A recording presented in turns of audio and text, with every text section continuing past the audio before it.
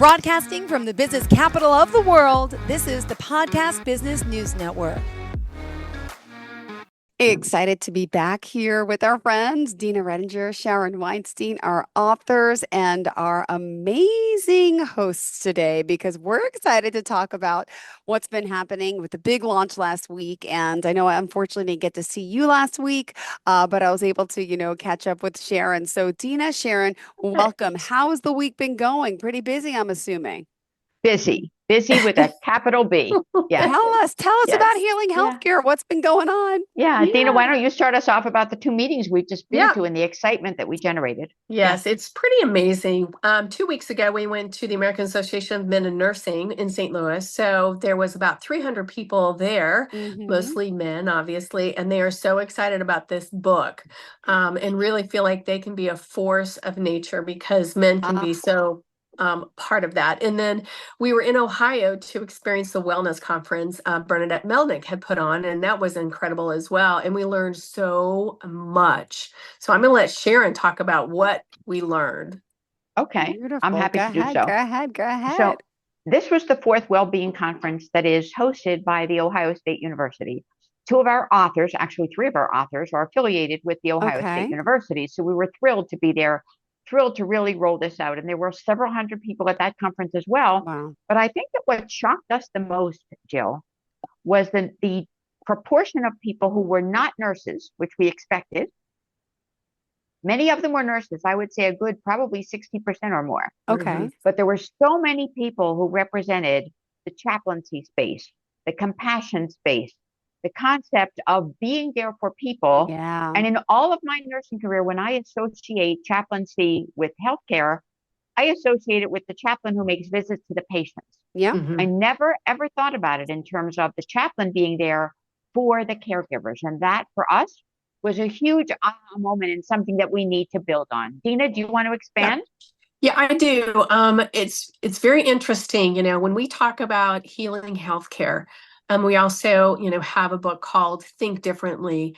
And what we're trying to get to is what is the root cause of suicides for nurses, because suicide is so high. It's higher for nurses than any other healthcare worker today. So it just really hit us in our heart that we've really got to focus on, how do we think differently? How can we get systems to think differently, using the process of a diagnostic design thinking to get to the root cause? And the root cause of this whole issue that we have is that no one has the time to give self-compassion. They're so busy working on a patient.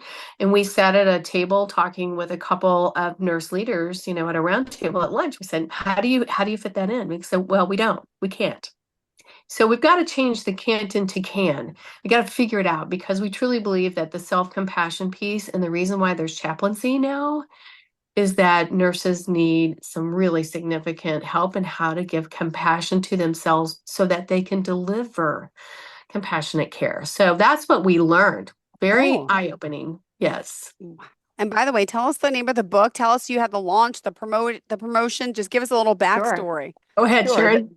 The book is Healing Healthcare, Evidence-Based Strategies to Mend Our Broken System. And as you can see in my background, on Monday night last week, we had the virtual launch. We had lots of people attend. We just posted the recording of that launch. But I think that what was most exciting was it was the evening before the book launched, which was October 22nd. Yes. And on the 22nd, we sold well over 1,000 orders. 1,000 orders for this book were fulfilled. So we're truly excited about the momentum, about what's really happening, about everyone is talking about this. Every place we go, people tell us that we're famous. We're not famous. Our posts are getting traction. Our posts are getting lots and lots of traction because the message resonates with people, Jill. It is so important. They understand that we do have a fractured system. And just like if you had a fracture of an arm or a leg, you wouldn't let it sit there and just fester. You would do something about it. Now is the time more than ever before to do something about what's broken. Go ahead. Yeah, go ahead, Dina. It's just, we're so passionate about it, as you can probably tell, but we really want to, get this word out that, you have to order now. And systems, if you have systems, we're going to ask you to order in a bulk so that we can bundle a program for you to help people think differently. That is the problem. As I shared with you, Jill, I think on the first podcast we did, people really have issues with thinking differently because our subconscious gets in the way of how we approach daily issues, daily difficulties, and everybody deals with it. It's no one's out of the gate when it comes down to thinking differently, because we are who we are, our beautiful selves. We're all broken in some ways, beautifully broken, as Jelly Roll would say. But I love him. I know he's amazing. Saw him in concert not too long ago, but it was very evident that the world is broken and we've got to think differently within the healthcare systems. We have the answer. We want to be a part of that. Let us in, let us help you. That is our message. And when Dina was talking about this bundle package, so about maybe 9 months or so ago, I delivered a program called Overcome the Overwhelm from Overwork. That really is the root cause of what this is all about. Yep. We're bundling that program. So we're offering a package to people, and it was so well received in Ohio that if you get the book, you also get a copy of Think Differently. Think Differently, 18 Strategies to Fix Broken Thinking. If we can fix the way we think, and then use that approach to redesign or reframe what it is we're doing in the healthcare space, we have an opportunity to really have a huge impact and to totally transform what is happening now to something that will sustain us for our future and beyond. That's what is so exciting. Yeah. Well, also remind us all the ways we can reach out to you, please. Tell us the website and where we can get the book and all this great stuff. Yeah. Go ahead, Sharon. Sure. First of all, the most important website, healbrokenhealthcare.com. Go to the site, look at the information, look at the launch information, look at where we'll be, find out where we'll be. And if you want us in your area, we're there for you. But as Dina said, we need to know that you're in, that you'll have 50 plus people at an event, and we will come. We're going to Worcester, Mass, and to Boston late in November. When? Tell us what's next. Well, wait 1 second. And then the next thing beyond that site is Sharon at smwgroup.com or Dina at acecoachingco.com. So to answer your question about where we'll be, Dina, take it away. Yep. So we are going to this big Magnet conference, the Nursing Magnet Conference down in New Orleans. We should see over 18,000 nurses. So we are super excited to be there. So if you're a nurse, you're going to the Magnet, stop by our booth, and we're at the Purdue booth. And I think you've got number the number 1341. Yeah. Right, exactly. And then we're taking off and we're going to Chicago. We're going to Rush University. So that's big for us. Yeah, huge. And then on the 14th of November, we'll be in Virginia, and we have dinner for people that show up. So Sharon, that location, can you give us a little bit more on that location on the 14th? We're actually calling it DC because it's a couple of metro stops off of the Red Line. So it's metro accessible, the Red Line to the Silver Line, and then a 2-block walk or lots and lots of free parking. The location is actually Vienna, Virginia, which is better known as Tyson's. Everybody knows Tyson's. It's the biggest mall outside of Minnesota with very high end, lots of buildings, lots of things, lots of stuff. So we're excited about that event. It's in a place called SEVA, S-E-V-A, Spaces on the second floor in a conference center. We're thrilled to welcome people to that location. We're asking people if they would like to say a few words. So this morning, for example, the interim chief nursing officer from GW Hospital in Washington, D.C. reached out to me and asked, hey, can she come? And of course the answer is yes. My response to her was, would you like to say a few words about retention, about what's happening in your space, about what makes people stay? Because you and I have talked in the past, Jill, about the concept of no one bothers to ask, why do you stay? And if we ask that very important question and we found out why the people who stick with you are there, then we won't have a recruitment problem. Because we can build on the retention that works and expand our efforts, take it from there. We allow those people who are part of the stay group to have a voice. Everyone wants to be heard. It's so vital to all of our success. So important, Sharon. Thank you so much. And I'm so excited about that. We actually have a TV program. We're going to be on the place. We've got 2 authors. KY3 here in Springfield, Missouri is really, Yay. really big. Tell us, So if tell you were us. to look at or log into Oh, ky3.com, I'll have 2 authors with me, Vicki Good and Christy okay. Dempsey. And KY3 is going to interview us there. So we're going to be on TV. So we'll blast out there. Do we Great. know when that will be, Dina? Yeah, that's going Exciting. to be November the 19th at 12 noon. Mm-hmm. So And are that's you going to be shooting pretty cool. live? We are shooting live. We're live. Yeah. So Okay. it'll be recorded and it'll be on YouTube and it'll be live. Impressive. Oh That's my great. goodness. Yeah. And then we're going to Boston. We're going to Worcestershire. Yay. We're going to 2 systems there. And then we're looking at potentially with the men that we had connected with the Association of Men in Nursing said this needs to Mm-hmm. be in New York. So we're going to go in January. We're going to pass the holidays and we're going to have something up there at New York. So it's a very big organization. So as it continues, we get out there, we keep asking people to help us out, put us out there with this huge need. Sharon and I will go anywhere. We'll bring our books anywhere. We're here to help people. Give a Oh, reason to never think about suicide, give a reason to go back to compassionate care. absolutely. So that's what we want. We want to care for our healthcare Oh, systems and our healthcare workers. So that's what we're doing. oh, We you want ladies. nurses to know. We want nurses to know that self-care is not selfish. It was part of the first book that I wrote on balance. It was a Mm-hmm. hard lesson for me as a nurse to learn because I was in that mode where you do all things for all people and you do nothing for yourself. It's time to move beyond that. It's past the time to move Right. beyond that. Been there. And to Yeah. really think about not just a bio break, something as simple Yeah. as having time to run for a bio break. And Yeah. therefore, it's okay to hydrate because I'll have 15 minutes. But to Yep. have that time for yourself to say, this is my chance to detox. I need to move away from this for 15 or 20 minutes at a time, for 30 minutes, and Mm-hmm. just be me. Oh, I Yeah. love that because you're right. A lot of people do consider self care being selfish, and I'm a proponent Mhm. that's not true, and people judge No. you on that. But you're right. You got to take care of yourself, and as women, as parents, we Yeah. sometimes slack in that department, and it Yeah, we makes us do. yeah. We But all do. Yeah, we Sometimes all do even that. Sharon It's and I do. typical. We talk about it all the time. One of the things that somebody shared with us, this amazing, beautiful room that they created for a nurse to go into to create okay. quietness. It was beautiful. They had a dog in there. Oh, I'm It just was saying, awesome. we can be so much more creative and we can be so much more personal about, mm-hmm. healthcare and what our healthcare people need to be able Yeah. to sustain the change. So, And a lot of organizations we're seeing, aren't we, Dina, that they're creating respite spaces. Yeah. But not only are they just creating them because they've created them for years, they're giving nurses the time and the Permission. space. They're giving permission. You may Yep. use it. You may please take a break. That's the big deal. It's permission.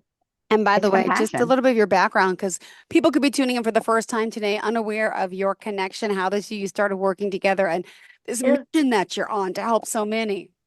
Yeah. Well, Sharon and I were so fortunate. We met through Healthcare Business Women's Association during the pandemic, and we were coaching a very large organization on the coast. And they had a really significant problem, and everybody will probably, buy into this because they were part of a merger acquisition, right? You've got 2 sides, 2 companies coming together. Mhm. We've got 2 leaders. We've got 2 companies, 2 groups that absolutely don't want to kind of work together. So you're kind of caught in the middle. Mhm. So we actually, help them use diagnostic design thinking to be able to come up with how do we, monetize just people not working together and put a number behind that. And what we found was that it was costing them millions of dollars a day because they don't communicate together. Nope. And what was the risk? But we didn't do the numbers. We had finance do the numbers for the company. We said, find the finance guy, see what the actual conclusion would be on assumptions based on non-communication, non-collaboration. And then when we went and they presented to the CEO, they really just didn't listen to what they had to say. So large people, left. But Sharon and I, as we were coaching the company, we found such a similarity in how we think and how we feel and how we coach and how we talk about, how can we help people be better? So from there, we ended up just finding out that, oh my gosh, we really have so much in common. I was in healthcare for over 35 years, 10 years of it in a hospital, 35 was in a pharmaceutical, managing companies, big teams, mergers, acquisitions. So I found that my real niche is how do we overcome this non-collaboration and non-communication that a lot of people just don't know how to lead through. You can lead the company with numbers, but when it comes down to the people part, that's where companies suffer the most. And I think Sharon and her background with nursing and all of her books, she's written so many books on how do we take care of the people. And so I'm going to send it over to Sharon to talk about her background because she's got this huge background. I think she knows everybody in the United States with No, nursing. So she's just an amazing human being. So I'm very blessed to have her as a business partner. Yeah, I feel the same way. It's the mutual admiration society. But clearly, Dina is right. Working together through HBA, we did find that we had some commonalities in terms of how we worked and our work style. We also each brought to the table something that the other did not bring. So it allows us to build on one another and really build something that is, in fact, will have a huge impact. It already has started to do so. Yeah. My background was in nursing, of course, in the caregiving side, on the caregiving side, with 35 years in infusion therapy. I'm the author of a book called Principles and Practice of Infusion Therapy, the 4th, 6th, 7th, 8th, and 9th editions. I taught that subject in probably 14 countries and in most states and provinces. And I've spent a lot of time in that space. And so going from there, I went into global affairs for a while and actually fostered relationships between U.S. hospitals and their foreign counterparts. And that led me to a space, if you will, or a network that is pretty vast. It's way beyond borders. It really reaches lots and lots of areas that are both underserved, underdeveloped, and much in need. And what's interesting and what we've both found is, especially working with HBA, because our cohorts were global, in fact, they were from all over the place. It wasn't unusual to have someone from the West Coast, but to have someone else on the team who was from Singapore or from Taiwan or from India or from somewhere. And because of that, what we've recognized is that we all share the same problems. We all share the same issues. Everybody wants the same thing. Everybody, no matter where they are, does have a caregiver shortage. There are workforce shortages all over the world. What we want is for people to join the task force, to join that community of caregivers and to stick with it. Not to be in the Gen Z mode. And we talked to a nurse the other day who said, remember this?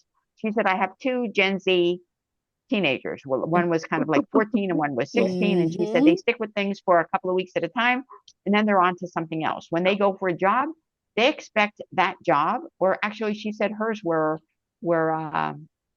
actually Gen Alpha, I think they were, because the Gen Zs are in the workforce now.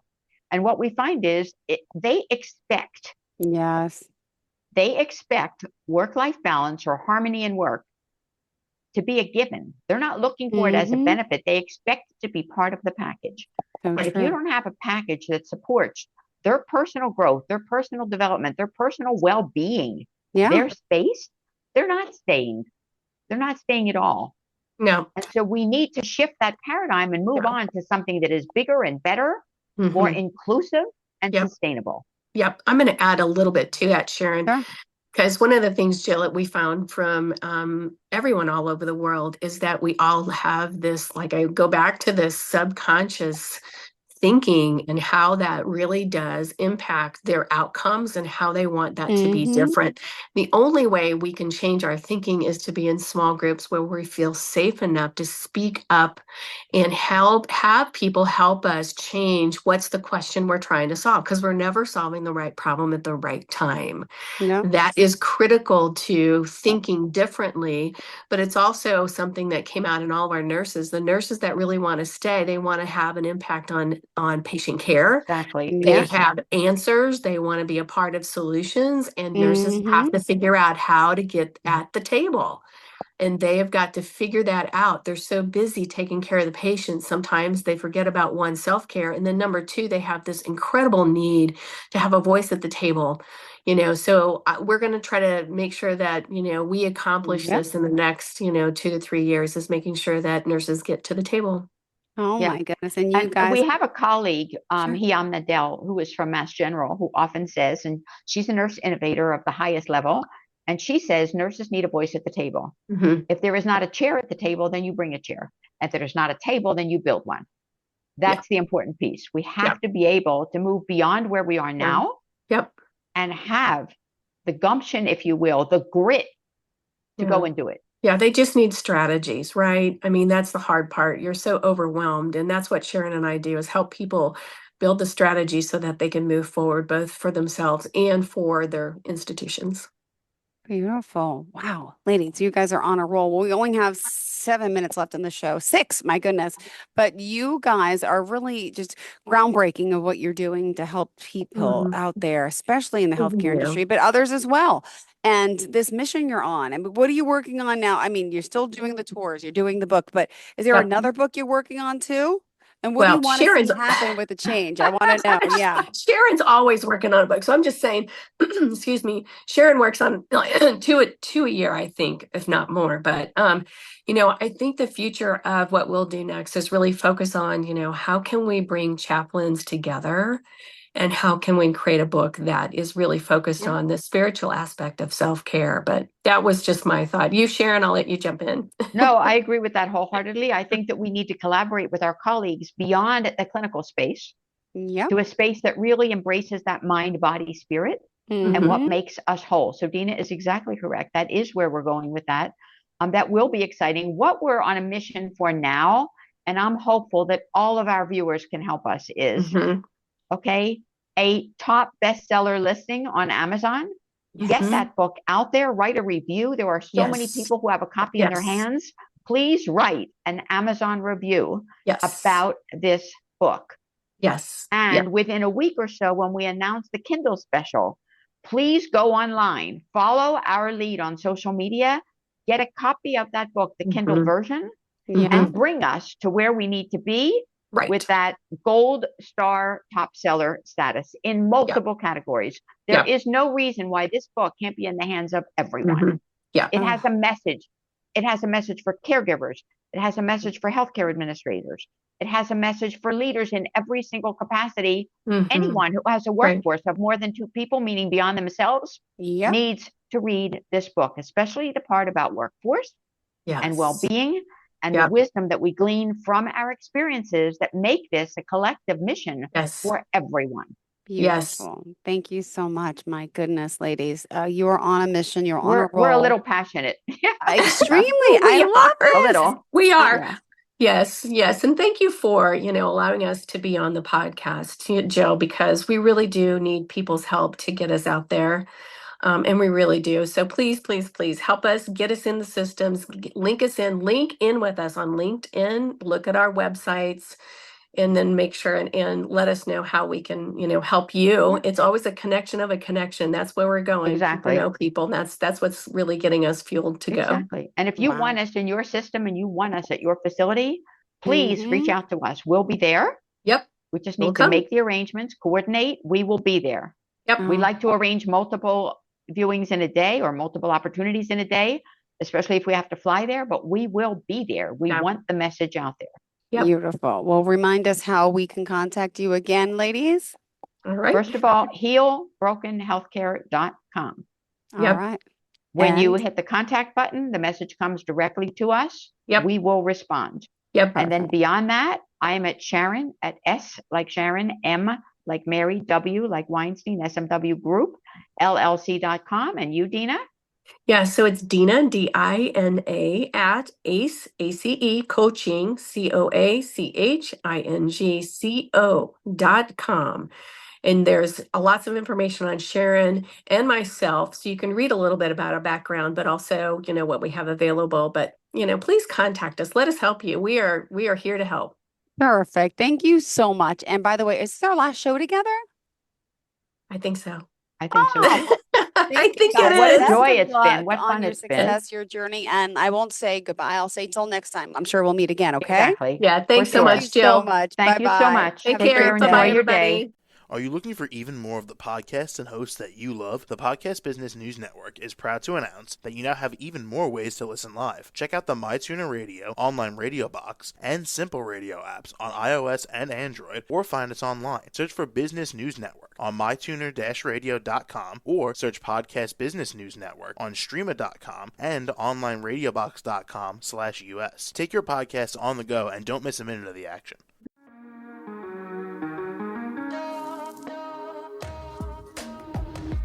Broadcasting from the business capital of the world, this is the Podcast Business News Network. For nearly 2,000 severely injured veterans, everyday life has become filled with barriers. Day-to-day simple tasks can become pretty daunting. I have to carry my chair up 2 flights of steps or have somebody do it for me. What scares me the most is just the falling. When I'm struggling with my house, I think, to have that one great barrier just knocked down, it's crucial. Home for Our Troops is a wonderful nonprofit that builds a mortgage-free, fully adaptive, handicap-accessible house. And there's no catch. It'll be our very first home that we've ever owned. This is a game changer. This is where your life begins again. We need you to join us in completing this important mission. Please visit hfotusa.org and help build homes and rebuild lives. Because of you, everything's going to be okay.